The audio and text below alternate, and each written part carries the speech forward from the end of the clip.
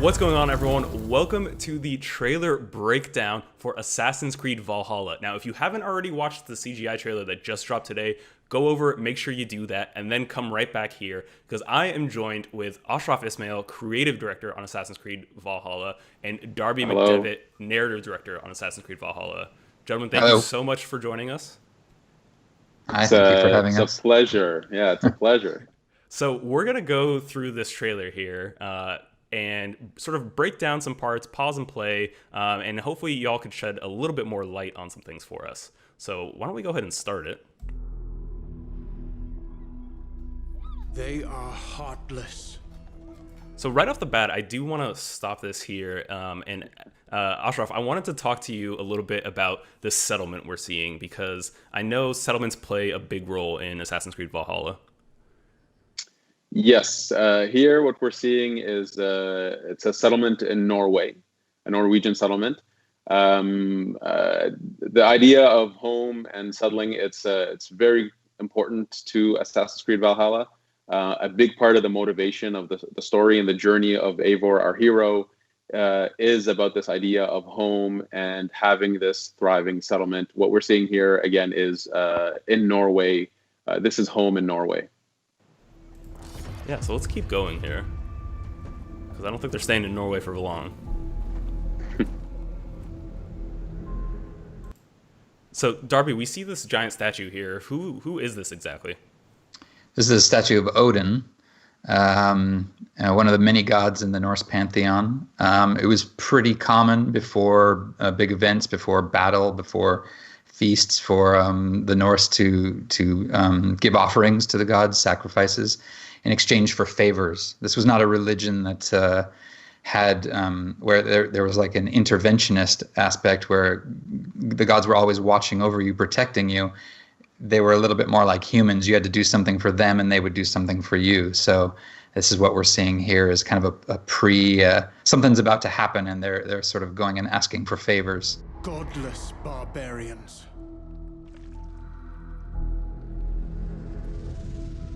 So we see there the first sort of shot of our hero Eivor. What's happening here? Why are they getting their face covered? So here, as Darby mentioned, we have a ritual because we're about to go out. We're about to go to raid, to attack.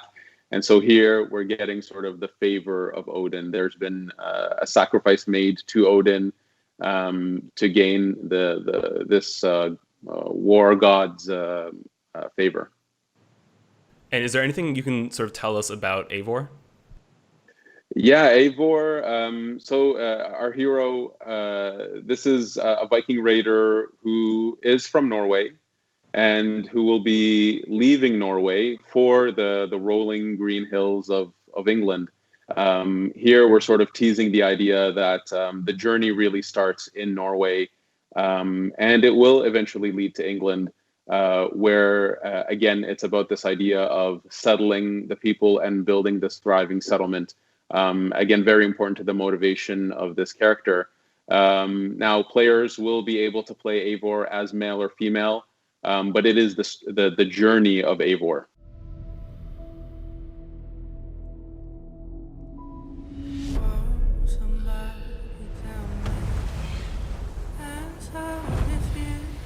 So we see them here setting sail for England, right? Yes, absolutely. Murder and kill blindly. So I want to stop right there for a second too, because we hear the voiceover saying they murder and kill blindly, but then you see them clearly stopping when they see this woman and child in front of them. Was that something you wanted to there's that maybe myth of the Vikings? Is that something you wanted to explore here, Darby? Yeah, well, I mean, certainly, a lot of what we know about the Vikings comes from the people who they raided. The Viking Age started at the end of the 8th century with an attack on Lindisfarne in England. And the English like to write about it, and certainly a lot of the accounts are very brutal. What we're trying to do is actually show the complete sort of story of an entire culture And when you actually jump forward to when our game is set, there's a lot of settling going on. There's not just raiding, but there's Norse coming over from Norway, from Denmark, and settling in England. And our game depicts a lot of that aspect of settling and integrating with the population. So, and that integration actually happened fairly quickly and easily. So we know that there was a lot of mutual, a lot of similarities between the two cultures that allowed this to happen. So what we're going to portray in this game is that it's not just about brutality and violence and wanton masochism. There's a lot of thought that goes into these raids, these battles, and then where these Norse settle, and the friends they make, and the alliances they make. So we try to show a complete picture. Yeah, and you referenced the time period there. What time period are we talking? So this game takes place. The main story begins in 873 AD. So at a time when England is actually not one kingdom. It's not called England at the time, except as a land, but it's not a country.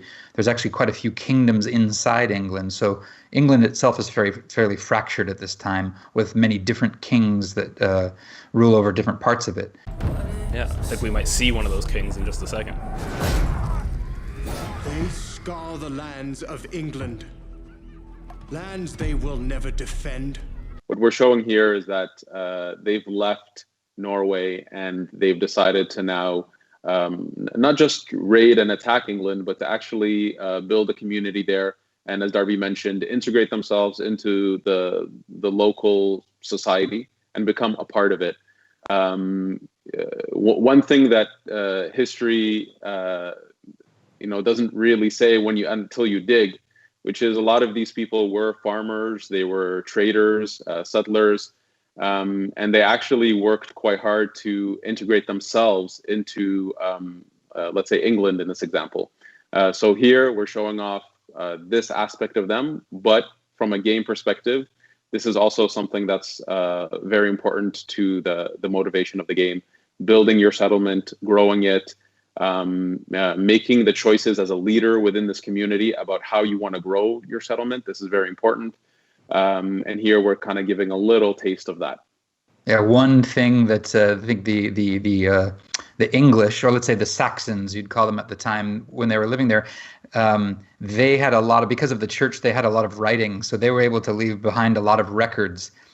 But so archaeologically, we have to actually go and look at other sources to see how well they actually integrated.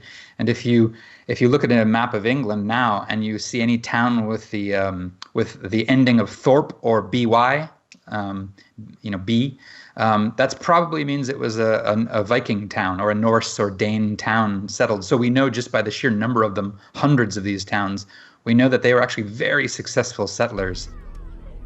Never love. The time has come to speak. All right, so I think this is one of those kings that Darby, you were mentioning. Who exactly is this? And it's sort of revealed here that this is also the person that's giving voiceover as well. Why does he seem to have such disdain towards the Vikings? Yeah, so this is Alfred, King Alfred, or Alfred the Great. He's the only English king to actually have that title. He didn't give it to himself. But he is the King of Wessex, which is the southernmost kingdom in England at the time. There's also three others: Mercia, Northumbria, and East Anglia that we deal with.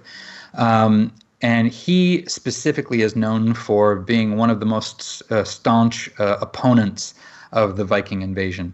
He was the strongest of the kings. He was able to push them back and for a time and deal with them, whereas other kings would rapidly crumble beneath the onslaught of the Danes and the Norse. To them, in a language they will understand.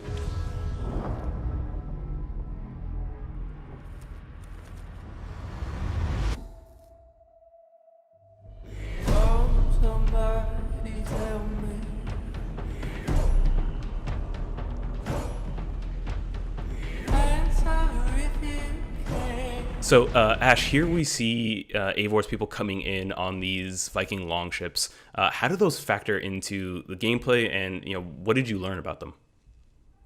Yeah, so the Viking longships, this is a technology that was unique to the Norse and the Danes and the Vikings in this time period.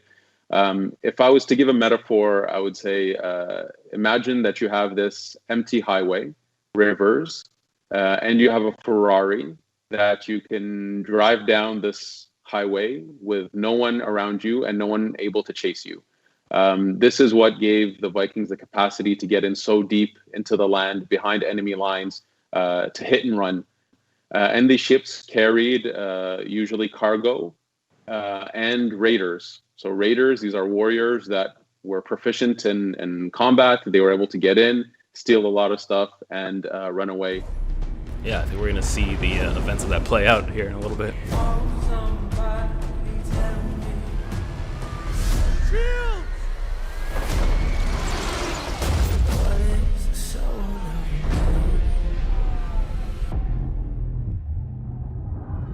So we're seeing here like a full-on battle taking place in this field. How do raids sort of fit into gameplay, and what did you what did you learn about how Vikings raid once they've gotten out of their longships? Well, there's really two parts. There's raiding, which is much more about kind of hit and run, get into a specific place, steal the riches, create a bit of chaos to make people flee, run away, to give them time to steal. That's a raid. Here, what we're seeing is it's a big battle. So this time period was known to have a lot of battles between the Vikings and the Saxons, or the people who live in England. There were many battles. Here we're witnessing that, and that is something that we do have in the game. So players can go raiding with their longship and their raiders, and there are moments in the game with these really big, epic scale battles on battlefields or in fortifications, because it was a really big part of the history during this time. So we needed to represent that. Of course, Vikings carrying their famous round shield. We have Eivor, who at some point is holding a shield and an axe, but also two axes. If people notice, we're seeing a lot of the things we're doing with combat. Here we have a throwing axe, so this is an ability that you have in the game to throw axes. So we're showing off a lot of the combat details that we're pushing for. Yeah, and we actually caught a little peek there of Eivor dual-wielding axes here. Is that something we're going to get to do? Oh, of course, absolutely. So dual-wielding is a big part of the game, and it's very open. You can pretty much dual-wield all combinations of weapons we have. If you want to dual-wield two shields, we let you do that. Yes. So dual wielding is a big part of the combat system.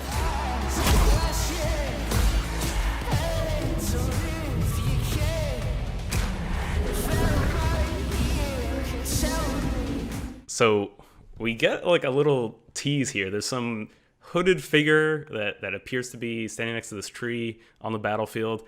Anything at all, Ash, you could tell us about this figure here? Here, Eivor believes that he is receiving some kind of favor, and it gives him the sort of, let's say, the will to push forward.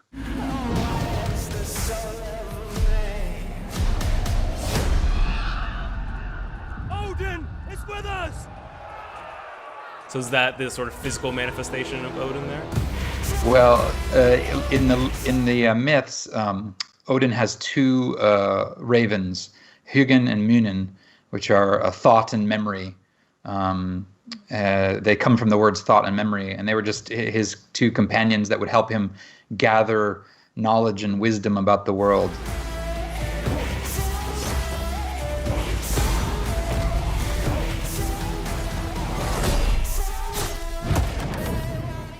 So we see Eivor here getting just about all they can handle. Are we gonna see enemies of this stature, that are this formidable in the game? Yeah, we have. The combat of this time period. If you're going to make a Viking game, the combat needs to be visceral. It needs to be quite brutal. Yes, you meet quite impressive enemies, like this guy here. We would call this guy the ringleader. So this is sort of a leader on the battlefield who's able to rally the troops and have some kind of unique capacities. He's very armored, very few available weak points. So that's a little hint as to what's to come. Yeah, I mean, the trailer shows that, he's given Eivor basically everything they can handle.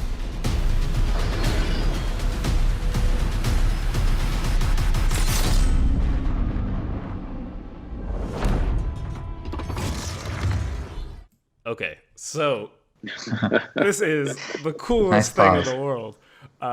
There's so much I want to talk about. First of all, the hidden blade. The hidden blade is back. What was the decision around that? And then it's also mounted on top of the arm for the first time. Where did all those decisions come from? You go first. Let's see here. I'll go first. Okay. We're building a Viking fantasy. We wanted our players to live in the boots of a Viking warrior and to fully live in that fantasy. But this is within the Assassin's Creed world. In our journey, of course, we can't spoil too much here. But in our journey, Eivor does meet with assassins. Now, Eivor doesn't necessarily know what that means, but there is some kind of common ground that they have, and this is something that these are people that Eivor will work with. And at some point, Eivor does receive a hidden blade. So that's something that happens in the journey quite early on. Again, we don't want to get into any spoiler territory or explain why the connection is there, but it is something that's very significant and important to the journey of this game.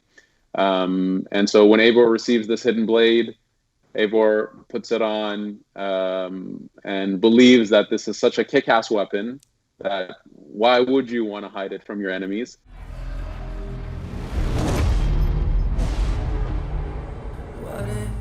So here again, it's we wanted to show that Eivor, there's something more to this character than yes, this is a Viking raider, but there is more. There is something unique here. There's a unique journey that our players will go on within this Viking fantasy inside the Assassin's Creed world. Yeah, we spent a lot of time overlapping and intertwining threads to make sure that every moment of it really feels connected, integrated. That it's all, when you play this game, you're in not just a Viking game, but an Assassin's Creed game.